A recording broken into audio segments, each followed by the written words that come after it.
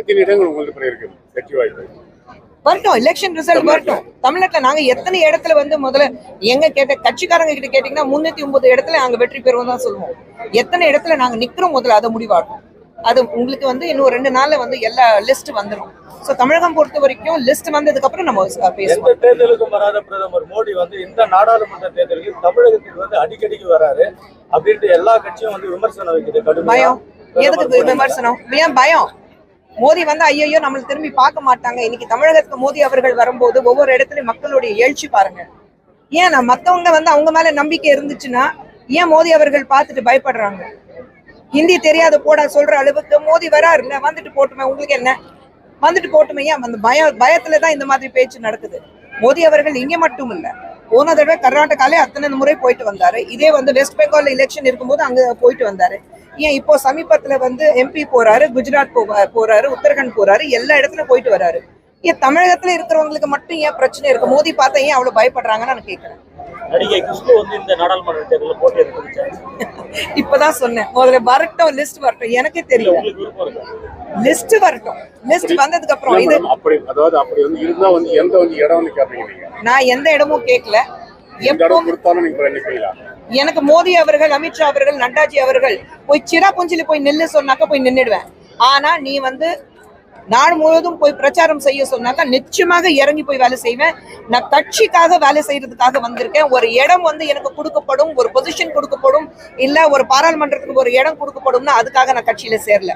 மோடி அவர்கள் மேலே வச்சிருக்கிற நம்பிக்கை பாஜகவால நிச்சயமாக நம்ம நாட்டுக்கு வரும் மிகப்பெரிய முன்னேற்றம் நம்ம பார்த்திருக்கோம்.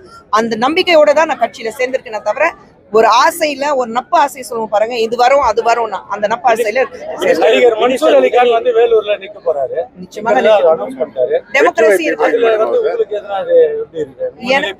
அவர் பத்தி ஏன் டிஸ்கஸ் பண்ணிட்டு இருக்க? வெற்றி சின்னம் நம்ம பக்கத்திலே உட்கார்ந்துட்டு இருக்காரு ACS அவர்கள். இவர் தான் வெற்றி பெற போறாரு, அதுல எந்த சந்தேகமும் கிடையாது. அதே போல அமித்ஷா வந்து வேலூர்ல நடந்த மீட்டிங்ல சொன்னாரு 25 தொகுதிக்கு மேல வந்து தமிழகத்துல வெற்றி வாய்ப்பு இருக்கு. உங்களுடைய கணிப்பு எத்தனை தொகுதியில வரும் நாடாளுமன்ற தேர்தலில் பிஜேபி ஜெயிக்கின்றது மேடம்? எங்களுடைய சாணக்கியன் சொல்ற அளவுக்கு அமித்ஷா அவர்கள் இருக்கிறாரு. அவர் சொன்னா அதுதான் வாக்கு. 26 தொகுதிக்கு மேல பாஜக ஜெயிக்கும் சொல்லலாமா?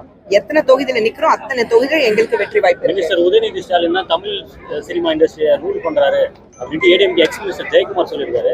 நீங்க நடிகை, நீங்க எப்படி பாக்குறீங்க? நான் வந்து ஜெயக்குமார் சாருடைய ஸ்போக்ஸ் பர்சன் நான் கிடையாது. அவர் கொடுத்த ஒரு ஆன்சருக்கு நான் வந்து பதில் கொடுக்கவும் முடியாது. அவர் ஏதோ சொல்றாருன்னா அதை உதயநிதி ஸ்டாலின் அவர்களுக்கு பதில் கொடுக்கட்டும். அதிமுக என்ன சொன்னாங்க, அதுக்காக நான் என்ன சொல்றேன்னா அதுக்காக குஷ்பு உட்காரல. எனக்கு ஸ்ட்ரைட்டா கேள்வி இருந்தா கேள்வி. அரசியல் நிறைய இருக்குன்னு இது வரைக்கும் நான் பார்த்ததே கிடையாது. எஸ், அரசியல் இருந்து தமிழக சினிமால இருந்து நிறைய பேர் அரசியலுக்கு வந்திருக்கிறாங்க. நீங்க அப்போல இருந்து புரட்சி தலைவன் இருக்கட்டும், புரட்சி தலைவி இருக்கட்டும், கலைஞர் அவர்கள் இருக்கட்டும், அதுக்கப்புறம் கமல் சார் இருக்கட்டும், நிறைய இப்போ விஜய் வரைக்கும் நிறைய பேர் அங்க இருக்காங்க. சோ அந்த மாதிரி ஒரு மக்கள் மத்தியில அவங்களுக்கு ஒரு மிகப்பெரிய செல்வாக்கு, அன்பு எல்லாமே இருந்தது. இப்ப பாக்கணும் என்ன இருக்கு. ஏன் உதயநிதி ஸ்டாலின் அவர்களும் அந்த சினிமால இந்த ஹீரோ ஆனதுக்கு அப்புறம் தான் இதுக்கு வந்தாரு. ஏன் உங்களுடைய முதலமைச்சர் ஃபர்ஸ்ட் நடிகன் ஆகணும்னு ஆசைப்பட்டாரு, அதுக்கப்புறம் தான் அரசியலுக்கு வந்தாரு.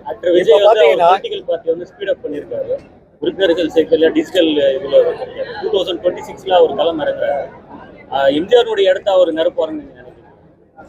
எப்பவுமே ஏன் ஒப்பிட்டு பாக்குறோம்? புதுசா வந்திருக்கிறாரு, அவர் முயற்சி பண்ணிட்டு வரட்டுமே. 26 பத்தி 26ல பேசுவோம். அதே போல இவ்வளவு நாளா நடிகர் சங்கத்தை பத்தி கண்டுகொள்ளாத கமலஹாசன் ராஜ்யசபா சீட்டு கொடுத்தோன்னு 1 கோடி நடிகர் சங்க கட்டடத்துக்கு நிதி அளிச்சிருக்காரு. இதை எப்படி பாக்குறீங்க? பாக்குறதுக்கு என்ன இருக்கு? அவருக்கு நன்றி தான் சொல்லுவேன்.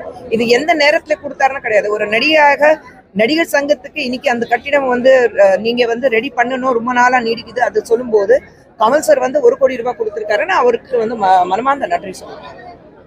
பாதகம் செய்பவரை கண்டால் நாம் பயங்கொள்ளலாகாது பாப்பா, மோதி மிதித்து விடு பாப்பா, அவர் முகத்தில் உமிழ்ந்து விடு பாப்பா. அண்மை செய்திகளை உடனுக்குடன் தெரிந்து கொள்ள இணைந்திருங்கள் இயம்நாடு தொலைக்காட்சியுடன்.